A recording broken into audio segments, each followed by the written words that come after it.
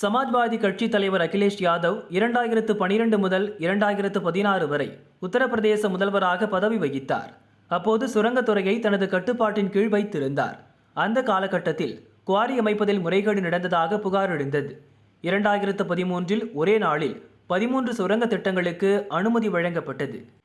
Tender முறையில் அனுமதி வழங்குவதற்கு பதிலாக அகிலேஷ் ஒப்புதலுடன் ஹாமிர்பூர் கலெக்டர் சந்திரகலா இந்த ஒப்புதலை வழங்கினார். பசுமை தீர்ப்பாயம் சுரங்க தொழிலுக்கு தடை விதித்திருந்தும் சட்டவிரோதமாக உரிமங்களை புதுப்பித்தனர்.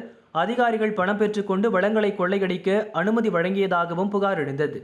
இது தொடர்பாக விசாரணை நடத்த அலகாபாத் கோர்ட் உத்தரவிட்டது.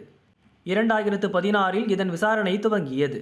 2019இல் உத்தரப்பிரதேசம், டெல்லி என 14 இடங்களில் சிபிஐ சோதனை நடத்தியது.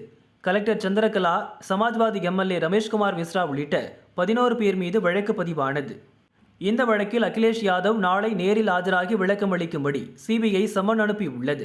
சட்டவிரோத சுரங்கங்கள் மூலம் பணப்பரிமாற்றம் நடந்ததா என இந்த வழக்கில் அமலாக்கத்துறையும் விசாரித்து வருவது குறிப்பிடத்தக்கது. ஜார்க்கண்ட் முதல்வராக இருந்த ஹேமந்த் சோரன் கனிம சுரங்க முறைகேடு வழக்கில் சமீபத்தில் அமலாக்கத்துறையால் கைது செய்யப்பட்டார். அதேபோல் டெல்லி மதுபான கொள்கை முறைகேடு வழக்கில் ஆம் ஆத்மியின் டெல்லி முதல்வர் கெஜ்ரிவாலுக்கு அமலாக்கத்துறை சம்மன் அனுப்பியுள்ளது. அந்த வரிசையில் இப்போது அகிலேஷ் யாதவும் இணைந்துள்ளார்.